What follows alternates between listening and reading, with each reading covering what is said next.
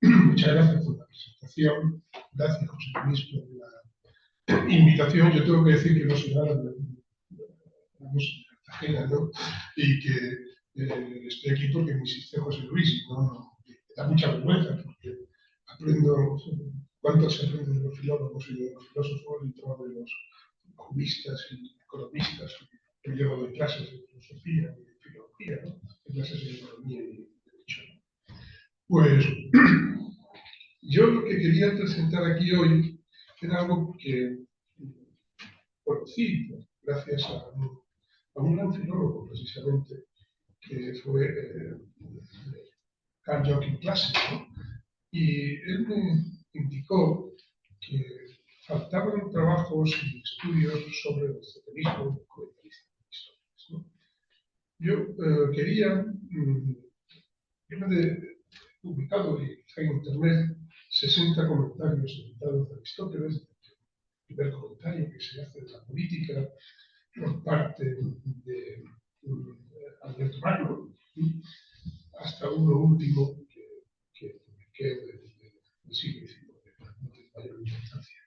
Pero en total eran 60, 62, ahora no me acuerdo cuánto era, pero en España hay 5. Y eso es un número muy significativo. Pero 5 que corresponde a 5 épocas distintas y a territorios distintos.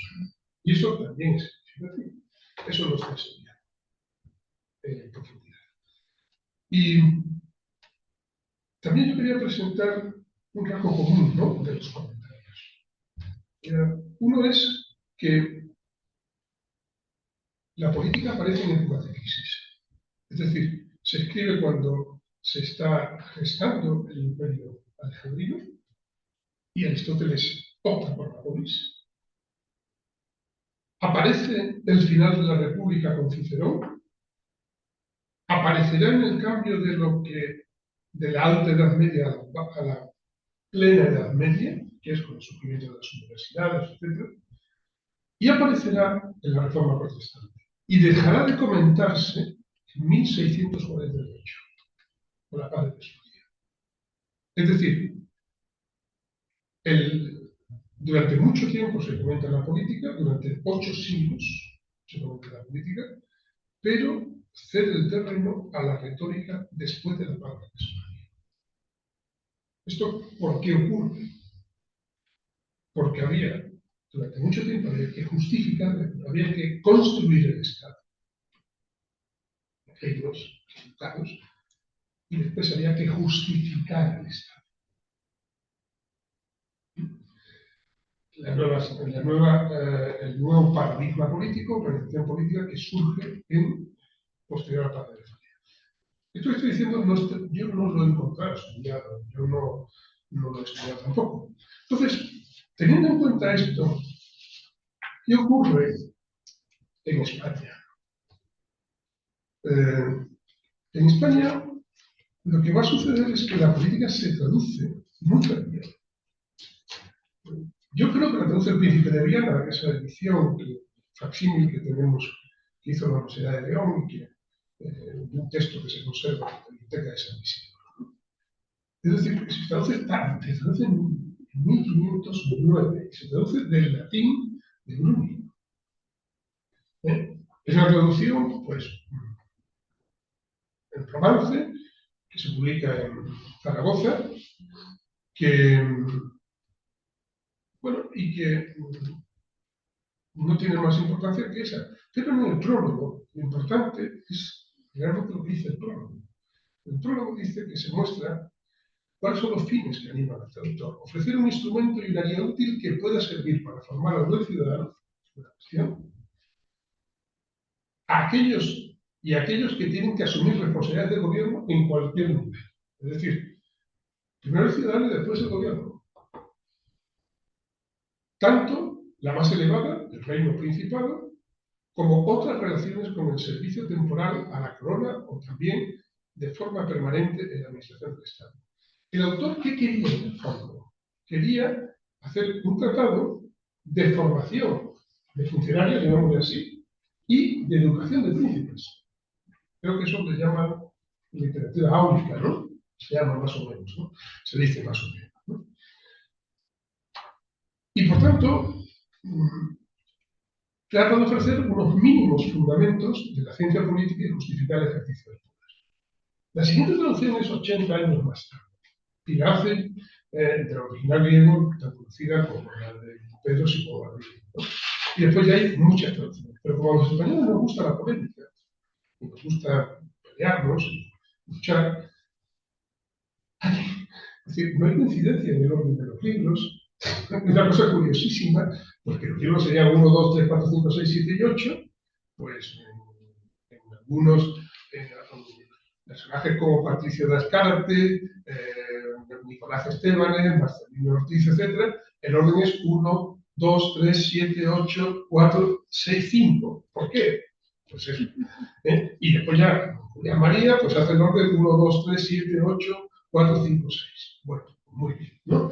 Pero nos gusta pelear. Pero, ¿esto qué significa? Que nosotros tenemos, el orden no es casual, ¿no? El orden es importante, porque se cree. Los comentarios que yo conozco, editados, escritos, manuscritos puede haber muchos, pero editados son de Pedro Martínez de Oza, Fernando de Roa, Pedro de Castro Bol, que es el más difícil de conseguir, hay 2 ejemplares en toda España, Juan Ginés de Sepúlveda y Diego Pérez de Mesa.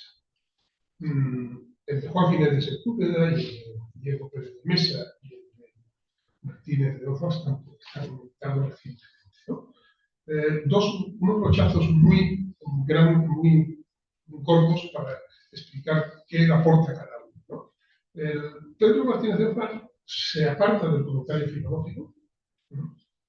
Y trató de poner de forma muy ordenada y comprensible las ideas fundamentales de Aristóteles, poniendo especial énfasis en aquellas que eran más importantes en su momento histórico. O sea, demostró que tanto la ética como la política, que es un debate muy importante que existe en este tiempo, son 2 ciencias que pertenecen a la moral. Es curioso porque ética, política, moral. Yo cuando era estudiante se hablaba de ética 1, ética 2, es decir, ética 2 era filosofía política, no sé si te acordarás, ¿no? Bueno, pues ese debate seguía ahí, ¿no? Y dentro de la división de la filosofía en teorética o especulativa, o en operativa y práctica, la teorética se divide en física, matemática y teología. Y la segunda es cuestuaria, cuyo objeto es la adquisición de todo lo necesario para vivir, y el civil, que tiene como fin la consecución del sumo bien, la felicidad. Es decir, será lo que posteriormente se llamará cameralística, ¿no? Que tiene que ver con la ciencia de la cameral, ¿no? De la Cámara del Rey, ¿no? Y la moral se ocupa de la búsqueda del sumo bien, de la felicidad del individuo, de la familia y de la comunidad política. Por este orden, individuo, familia, acordaros de la división de Aristóteles del ser humano por el polites, la aldea y la polis, ¿no? Entonces, la legal se ocupa de las leyes que rigen la comunidad de los hombres. Y la moral tiene, por tanto, 3 partes que afectan al ser humano: la ética, la política y la económica. Curiosamente, los economistas no saben de dónde viene su palabra, ¿no? Ellos dicen que es una palabra que viene de las leyes de la administración de la heredad, ¿no? Que es del ámbito privado, no del ámbito público. Bien, la moral tiene esas 3 partes. Y el modo. Fernando de Roa hace un comentario mucho más importante, pertenece a la generación de profesores, que además de la expansión universitaria, fue profesor de lógica, tuvo la cátedra de moral y de prima de teología, que era, digamos, básico, ¿no? Y él, pues, está preocupado por el cambio que se está produciendo, que se ha citado de los católicos, el cual participa con actores tan famosos como Alonso de Madrigal, Rodríguez Sánchez de Arévalo, Juan González de Sevilla, Pedro de Oja, etc., ¿no? Fernando Herrera, yo creo que es un dominico curioso, no sigue la doctrina comunista. Y en su comentario de la política se decantó por una intervención independiente del comunismo, ¿no? Que empezaba a dominar ya en la Universidad de Salamanca. Al mismo tiempo, pues desarrolló la doctrina para justificar el gobierno de las clases medias. Y va a ser el autor que que va a utilizarse para el movimiento de las comunidades. Y va a ser el autor que está en la base de, le llaman muchos, la Constitución española, que es, bueno, la primera Constitución que hay en el Salvador Patria, pues, que es la ley perpetua. Entonces, eso lo veremos después, ¿no? El gobierno de las clases medias, en el que el poder se reparte de una manera temporal y por rotación entre los ciudadanos. Pedro Castro Gol hace un comentario distinto, influido por una tendencia más agustiniana, más mexicana, no tan optimista, ¿no? Y de él se sabe pocas cosas. Yo creo que merece la pena revitalizar esa figura porque él fue profesor en la Universidad de Lérida y bueno, es un hombre que se sabe pocas cosas. Yo no tengo, he tenido el texto, lo he visto, es muy difícil lectura, la tipografía es muy complicada, pero bueno, no profundizarme. Pero lo cito porque si hay alguna vez tenéis un alumno de filología aventajado en Barcelona, pues puede hacer una tesis muy interesante sobre él, ¿no? Yo creo que uno de los autores más importantes en los comentaristas es Juan Ginés de Sepúlveda. Y Juan Ginés de Sepúlveda es un humanista, es un reconocido por el mundo, conocido también por la polémica de Valladolid como de las casas, polémica que no tuvo vencedor ni vencido. Todo el mundo piensa que el vencedor es Bartolomé Las Casas, pero sí, hay un libro que publicó Machado, ¿cómo se llama el director de la Real Academia, Santiago Muñoz, sobre defendiendo la tesis de Ginés de Sepúlveda, que es paisano suyo, claro, de Alfonso Blanco. Bueno, en cualquier caso, Ginés de Sepúlveda se puede considerar un pensador humanista que no está encerrado en su torre de marfil, que conoce la actividad política, que está en primera línea de la política, que está en contacto con el poder político que es Carlos V, y es un hombre pues, que tiene una formación teórica, humanista, pero también conoce el mundo práctico, ¿no? Y bueno, Ginés estuvo pues, cerca de los acontecimientos políticos, hace sus biografías, sus noas, etc., ¿no? Y yo creo que se puede identificar con esa característica de un humanista sólido, pero también hombre de acción, hombre que está en la acción, ¿no? Él traduce el texto del griego original y no lo traduce como nombre de política, sino de república, y tiene que ver con ese mundo, es decir, por imitar a Cicerón o algo así, ¿no? Y él plantea que frente a la vida contemplativa y el ideal monástico propio de los autores medievales, de los comentaristas medievales, etc., él lo que insiste es la relevancia de la ciudad. Y aquí quiero hacer un paréntesis. Es curioso, pero tampoco se han analizado las traducciones de la política. Yo voy a poner solo un ejemplo. Aquí después pondremos otro, pero voy a poner un ejemplo de una palabra. La palabra polis. La palabra polis se traduce por comunitas, urbs, civitas, ¿no? Pero cada una de las tres tiene una carga ideológica. Digo ideológica no en sentido peyorativo, sino de Weltanschauung, ¿no? De visión. Es decir, no es casual que la mayoría de los católicos, el ámbito católico, lo traduzca como comunitas. Y no es casual que la mayoría del mundo protestante lo traduzca como civitas o urbs. ¿Por qué? Porque en el fondo se está viendo qué es el ciudadano. ¿Quién es ciudadano? Si pertenece desde un punto de vista finalista a la comunidad o simplemente es una justaposición de voluntades y de ¿no? Bien, quiere decir que él pone de relieve que la comunitas es para la vida en común. Y es necesario para el ser humano vivir en comunidad, acentuando su vida activa. Entonces, yo creo que Además es un comentarista que se hace cargo de una nueva situación, que es la ampliación de las fronteras del mundo tradicional. Es decir, él vive la época en la que los españoles trazan una raya en el Atlántico y colonizan y van a América. Y eso es desbordar los límites de un reino. Pensad una cosa, el reino medieval, caso de Castilla.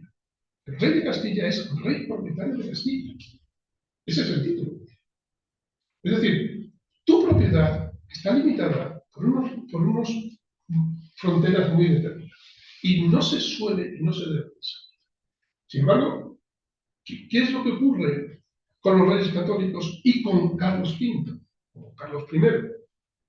Que se desborda el concepto de reino. Pensad que Fernando de Aragón era rey de un reino poco poblado, disperso, era un reino federal, poco poblado, disperso y arruinado. Y cuando muere, esa pequeña tienda de barrio la convierte en una multinacional.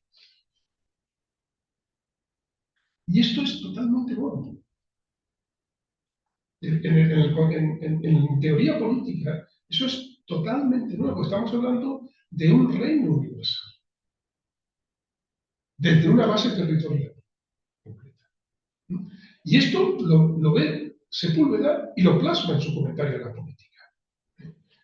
Entonces, ¿cuál es la clave? La clave es un derecho, como pasaba en Roma, un derecho, un sometimiento a la ley, unas leyes que no se pueden modificar, por tanto, está hablando de un derecho de naturaleza común para todos. ¿Por qué?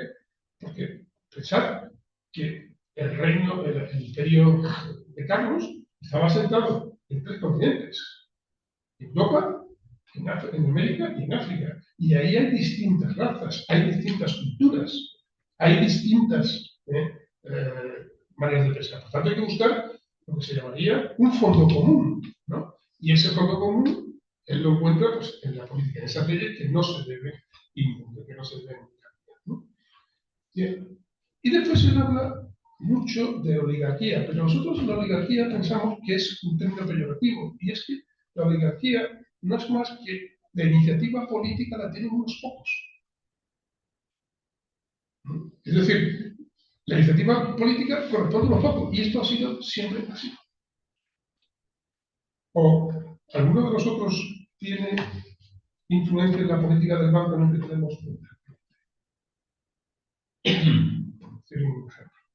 Entonces, bueno, ¿qué es lo que está buscando? Un encaje entre la forma de gobierno, la forma de Estado y la forma de reino. Y claro, en la política ahí no va a encajar. Porque la política está pensada no para una monarquía universal, ni un imperio universal. Está pensada para una comunidad completa, ¿no? Y yo quiero resaltar algo importante. Cuando hablamos de política, todo el mundo le suena la palabra, las 2 palabras politicón, ¿no? El animal político, ¿no? El hombre es un animal político, todo esto lo hemos oído desde que éramos pequeños, en el bachillerato y tal. Pero pues esa es una de las expresiones más complicadas para poder entender la historia. En primer lugar, no es son politicón, sino politicón. Es el primero. Lo segundo es que a lo largo de toda la Edad Media y en la Edad Moderna, las traducciones que se hacen son múltiples. Dominan la de animal híbrido. Es muy importante. ¿eh?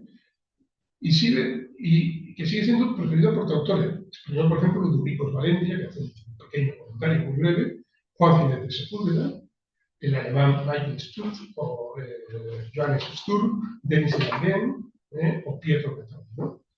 Que es también en el siglo XVII usa la misma, y en el siglo XVII Peter Jürgen, por ejemplo, o Giffen, o Felde, o Heidelmann, Hermann Kollwitz usa la misma palabra, ¿no?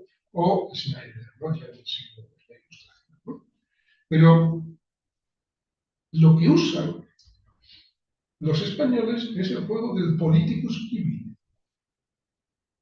Es decir, la dupla esa, o no sé si llama de dupla o el doblete, mejor se dice, que servirá para ir acentuando progresivamente la posición del derecho civil y del derecho eclesiástico. Es decir, en la definición de Sebastián de Covarrubias, su tesoro de la lengua castellana o española, civil es, cito literalmente, todo lo que pertenece al derecho de la ciudad. Mientras que en el diccionario de la lengua castellana de 1729 trae dos acepciones para este término. Civil es lo que toca y pertenece al derecho de la ciudad y de sus moradores y ciudadanos. Civil, en su recto significado, vale sociable, urbano, cortés, político y de prendas propias del ciudadano, pero en este sentido no tiene uso y solamente se dice del que es desestimable, mezquino, ruin y de baja condición y procedentes, ¿no? Ese doblete político-civil se ve, por ejemplo, en Alfonso de Cartagena y en el Nacional, que es lo que yo voy a citar a Alfonso de Cartagena. Aquí, en Rodrigo Sánchez Arévalo, en su suma política, y en Pedro Marín en sus sermones. Sin desaparecer la dimensión civil propia del mismo, se produce también progresivamente un desplazamiento en las versiones que destacan cada vez más su sentido social, sociable y sociabilidad. Si bien estos términos no se recogen en el Tesoro de la Lengua Castellana o Española, de 1611, o en el Diccionario de la Lengua Castellana, que hemos citado, el Diccionario de la Lengua Castellana define sociedad como compañía de racionales. Sociable como lo que fácilmente se junta a otro e inclina a tener compañía. Y sociabilidad como tratamiento y correspondencia de una persona con otra. Por tanto, da la impresión que la sociabilidad es definida a partir de la racionalidad o mejor, lingüisticidad, comunicabilidad del ser. Claro, en estos autores españoles que participan de una integración del politicón zoon como animal social o sociable, y también, o ya abiertamente como animal político, encontramos a Fray Antonio de Guevara, quien en su reloj de príncipes señala que los antiguos filósofos, definiendo qué cosa era hombre, decían que el hombre era un animal que de su propia naturaleza era comunicable, sociable y visible. Fijaros en el tema de comunicable, ¿no? De donde se sigue que el hombre encogido y solitario no puede en su condición sino ser enojoso. Y más adelante dice, el hombre naturalmente sea político. Como el hombre naturalmente sea político, que es amigo de compañía, la compañía engendra envidia, y la envidia pare discordia. La discordia cría guerra, la guerra levanta tiranía, la tiranía disipa la república, y el ejercicio de la república tienen todos en peligro la vida. Por eso es muy necesario que en todo ayuntamiento, muchos, no ayuntamiento de institución, sino unidad entre los hombres, muchos se rijan por uno, que al fin no hay república bien regida, sino la que por un solo bueno es gobernada, ¿no? Bien, y podéis preguntar, ¿por qué esa dificultad de traducir politicón zoon por social, político, civil, etcétera? Yo aventuro una hipótesis, nada más que una hipótesis. Aristóteles escribe en un contexto en el que su teoría política se basa en una tríada: polis, polites, política. Ciudad, ciudadano, constitución política. Todos estos parten del esquema mental romano, del derecho romano y del derecho canónico, o derecho eclesiástico, que es cives civitas. Por tanto, es muy difícil interpretar el zoon político como animal social. ¿Por qué? Porque si fijamos en la política de Aristóteles, él empieza diciendo que el hombre crece en la familia, en la aldea, que finalmente nada, pues. La mínima estructura social es la familia. Por tanto, la traducción es: el hombre por naturaleza es social. Y se convierte en el devenir temporal en político, cuando pertenece a la polis. Pero eso no podían entenderlo. ¿Por qué? Porque no parten de un planteamiento didáctico, sino de un planteamiento binario. Entonces, y eso no lo superan los españoles, pero es que no lo supera ningún autor de los comentaristas. Está lastrado por ese planteamiento. Y por por eso la polémica es compleja. Y dan ese animal político, jurídico, comunicable, buscan perífrasis y buscan todo, ¿no? Y para terminar, ya muy tarde, ¿qué ocurre con el, dicho de una manera muy breve, por qué Aristóteles está presente en el movimiento comunero? En primer lugar, por cosas que han estudiado los profesores de Salamanca, una profesora de literatura, se llama Silvia Rote, otra de latín, Carmen Codornier, etc. Y otros, Piquero Galván, incluso, hablaron de que, junto con las comunidades, las comunidades surgen en la Universidad de Salamanca, en los conventos, en otros sitios, las ideas, y está muy cerca del comendador griego que se llama el Gran Mundo de Guzmán, ¿no? Que es un autor que conoce a Aristóteles. Por cierto, en la biblioteca particular de esa Iglesia Católica de dos versiones de la política de Aristóteles, ¿no? Bien, entonces, los comuneros no desarrollaron teoría, son congregaciones. Yo no me imagino a Parilla, hablando de Maldonado, leyendo a Aristóteles en medio del campo de batalla, eso tiene poco sentido. Pero es cierto que sí llevaron a la práctica la teoría del gobierno, de la participación política, del carácter representativo de las instituciones, del fundamento de la manera de fundamentar las leyes, los medios y los instrumentos para controlar el ejercicio del poder político, y los cauces para garantizar la libertad y la igualdad. ¿Qué quiere decir con esto? Quiero decir una cosa muy peculiar del aristotelismo español. Mientras que todos los autores europeos lo que hacen al comentar a Aristóteles es dejarlos en los anaqueles de la biblioteca y es un debate puramente intelectual, académico y tal, uno de los casos, uno de los ejemplos más, las comunidades usan a Aristóteles para la práctica. Es decir, resiste el proceso académico y entra en la disputa política que se lleva hasta el campo de batalla. Y con un paralelismo muy sencillo. ¿Cuándo se escribe la política? Cuando está gestándose el imperio alejandrino. ¿Cuándo se producen las comunidades? Cuando se está gestando el imperio tardío de Carlos, ¿no? ¿Y qué ocurre? ¿Qué es lo que reivindican los comuneros? Un rey en su reino que gobierne en y desde su reino. ¿Y qué es lo que reivindica Carlos? Un rey que esté por ahí, que duerma en 2000 camas, y que sea capaz de controlar el mundo conocido, ¿no? Claro, esto choca. Es decir, la tradición comunera, ¿cuál es? La del rey republicano. ¿Cuál es la tradición borgoñona europea que trae Carlos? La del rey que gobierna un imperio, que gobierna, está por encima de todo, ¿no? Aunque curiosamente, cuando Carlos tiene que presentar su candidatura al imperio, el documento que envía se intitula Rex Hispaniae, rey de España, ¿no? Entonces, ¿qué quiere decir con todo esto? Que la política está presente en el movimiento, pero una versión de la política que es local, que es afianzar un reino local con un rey. Y que el rey se ocupe, porque tiene que ocuparse, que es su reino, y que deje en paz los movimientos europeos. Claro, esto, yo estaba pensando, bueno, ¿por qué ocurren estas cosas?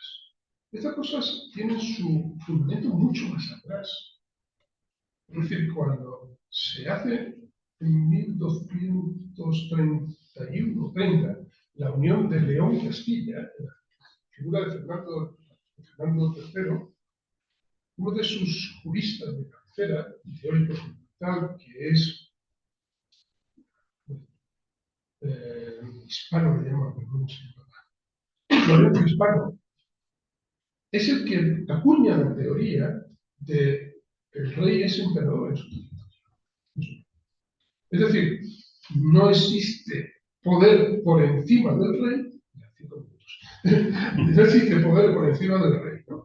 Claro, esta es la tradición de la familia real española, rota en un momento dado por Alfonso X el Sabio, y que siguió, y que se vuelve a romper con Carlos.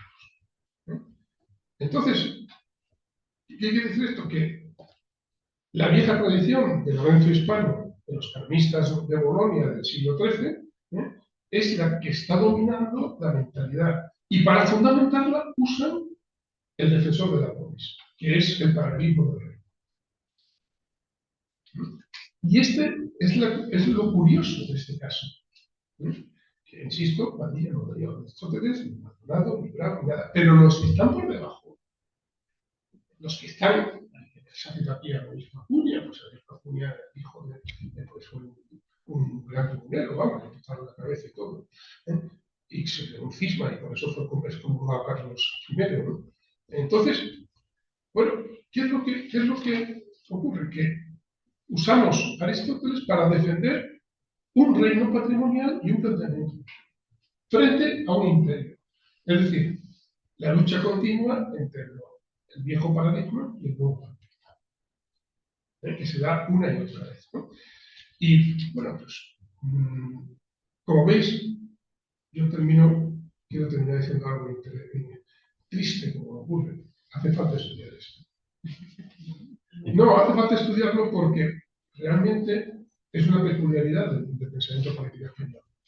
Que, primero, no está al margen de las corrientes europeas. Muchos nos hemos exagerado, diciendo, no, estamos aislados, somos. No está al margen de las corrientes europeas, pero tiene su peculiaridad. Y su peculiaridad está no solo en el uso de los términos, sino también toda la, insisto en la palabra, ideología, sí, la peyorativa, ideología que hay detrás de eso. Muchísimas gracias.